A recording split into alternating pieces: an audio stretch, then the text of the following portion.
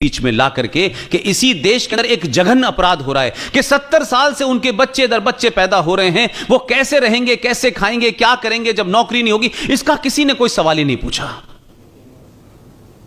यह रेफरेंस मैं इसलिए दे रहा हूं कि आज आपके हॉल में घुसने से पहले कुछ लोगों ने मुझे वहां, जो मेरे पुराने साथी हैं मेरे प्रोफेशन के, उन्हें बहुत चिंता है, इंटरनेट नहीं आ रहा।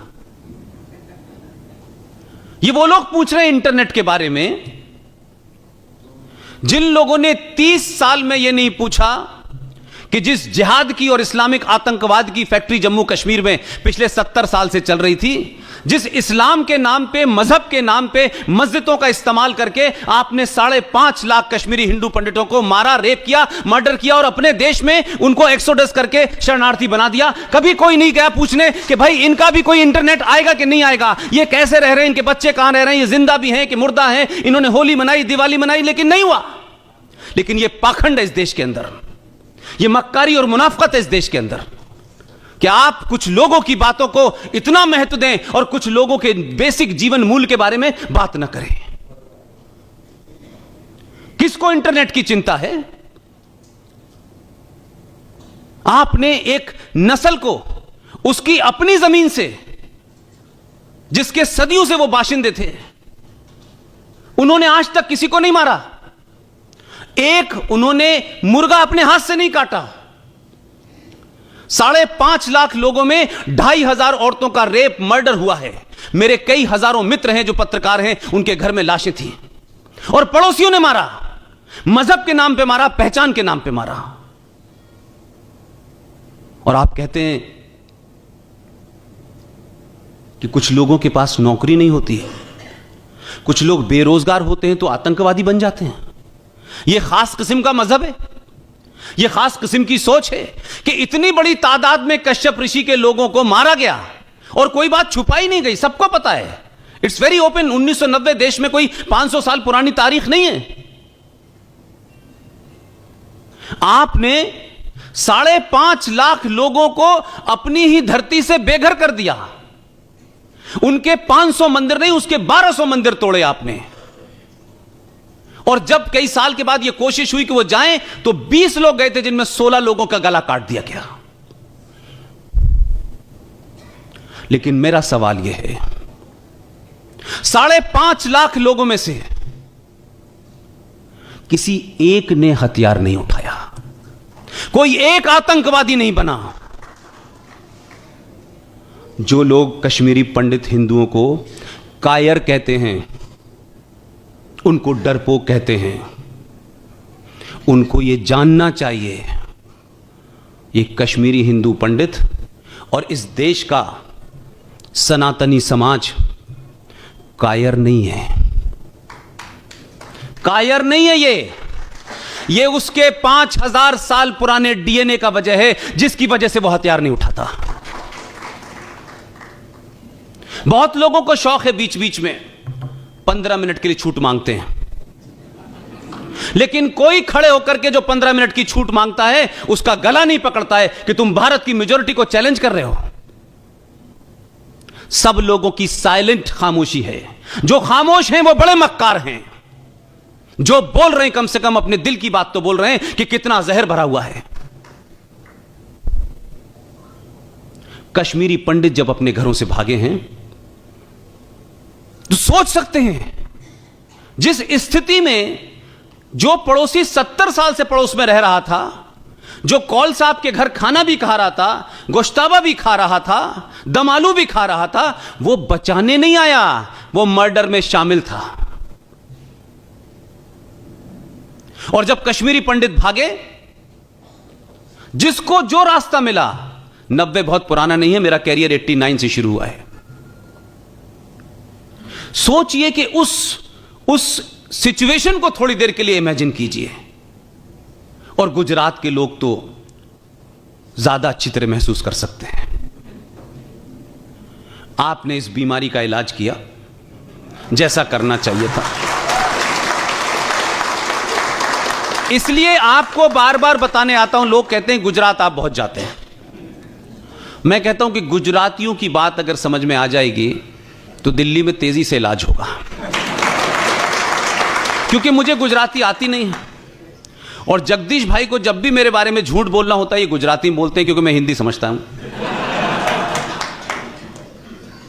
तो आप सोचिए कि कश्मीरी पंडितों ने जब अपने घरों से भागे तो उन्होंने कोई सोना, कोई सामान नहीं लिया है। 90% कश्मीरी हिंदू पंडितों ने, जिनके साथ करीब करीब 20 साल हो गए मुझे रहते रहते, अपने बच्चों की डिग्रियां और डेट ऑफ बर्थ सर्टिफिकेट लेके भागे। यह है सनातन संस्कृति। आज भी वही लोग जो 30 साल में डिस्प्लेस हुए हैं, जिस जेनोसाइड के वो विक्टिम बने हैं, उसके बावजूद भी 30 साल के बाद उनके बच्चे किसी मल्टीनेशनल कंपनी के डायरेक्टर बन रहे हैं, AK-56 लेकर आतंकवाद नहीं कर रहे हैं।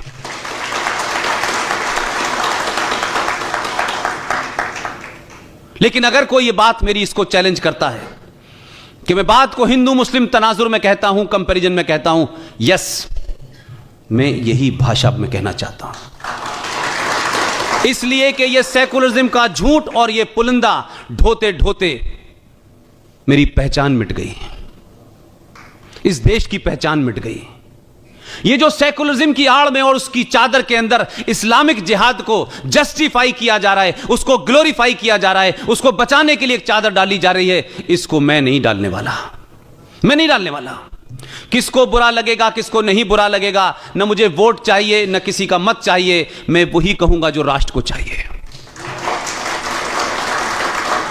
लिहाजा कुछ सोच समझ के मैं आपके बीच में देश भर में घूम रहा हूं। मुझे कोई गफलत और गलत फहमी नहीं है। जिन लोगों को डराने का बहुत शौक है, हर बात बात में डराते हैं, वो रोज मुझे सोने से पहले 20-22 कॉल करके दुनिया भर से डराते हैं। मैं उतना ही सुबह फ्रेश उठता हूं। मैं भी दोस्ता हूं कि धमकियों के नए नए डायलॉग कौन से आएंगे, कहां कहां से आएंगे, क्योंकि जो मुनाफिक मक्कार मुसलमान हिंदुस्तान और हिंदुस्तान के बाहर हैं, वो आपको इसलिए नहीं डराते, वो इसलिए कि आपको डरने की आदत है, इसलिए डराते हैं। क्योंकि आप सही बात मुसलमानों से भी नहीं कह पाते, क्योंकि लगता है मुसलमान नाराज हो जाएगा। वही मुसलमान नाराज हो जाएगा जिसका मुसल्लत ईमान नहीं है, जिसका कुरान पे ईमान नहीं है, वही नाराज होगा। मैं अपने बचपन में कुरान पढ़ चुका हूं, मेरी तालीम और तरबियत कहां हुई है ये सबको पता है। उसी कुरान में लिखा है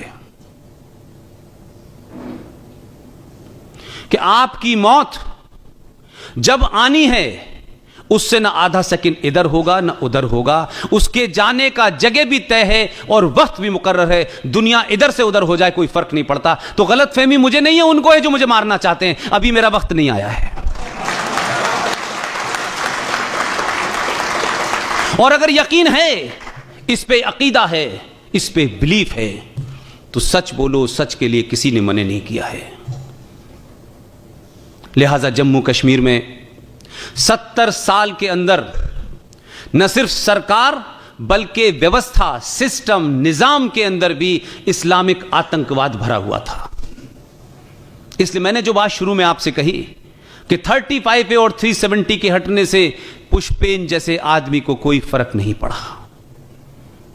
कुछ लोगों को नागरिकता मिल जाएगी, कुछ लोगों के हुकूक जिसकी खिलाफ वर्जी हो रही थी उनको भी कुछ मिल जाएगा। इसीलिए मैंने कहा कि 370 और 35 है, न बंगाल में है, न मुजफ्फरनगर में है, न मेरठ में है, तब वहां से पलायन क्यों हो रहा है? मैं दाद देता हूं, लोग कहते हैं गुजराती मीठा खाना खाते हैं, इनको कुछ आता वाता नहीं है, ये बिजनेस वाले लोग हैं, ये पैसा कमाते हैं, सिर्फ पैसा कमाते हैं। मैंने कई बार अपनी तकरीर में कहा कि सभी लोग राजनीतिक हो जाएंगे तो रफेल क्या पत्थरों से बेच के आएगा? इस देश में जो कुछ हो रहा है उसके लिए पैसा भी चाहिए। लिहाजा गुजरातियों के साथ में मैं इसलिए आपकी तारीफ खुले रूप पे कर रहा हूं, इसलिए नहीं कि सूरत से लौटने का टिकट आपके पास है, ऐसा कुछ मसला नहीं है, कि आपने जो बेहतरीन काम किया कि 2014 में आपने बहुमत तो दिया,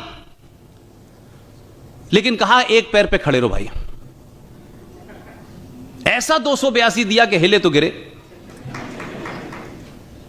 उस वक्त तैयारी चल रही थी, लेकिन क्या वजह है कि 5 साल वो सरकार रही, ये केस भी चला, सरकार की तरफ से वकील भी जाता था, अटॉर्नी जनरल, वो कभी कुछ कह के आता था, कभी कुछ कह के आता था। हम लोग कभी कभी बीच में फ्रस्ट्रेट भी होते थे कि भाई ये मसला क्या है, ये सरकार चाहती क्या है। लेकिन मैं जहां फोकस करना चाहता हूं, जिसके कारण मैं आपके बीच आया हूं, आपने 2014 को 2019 में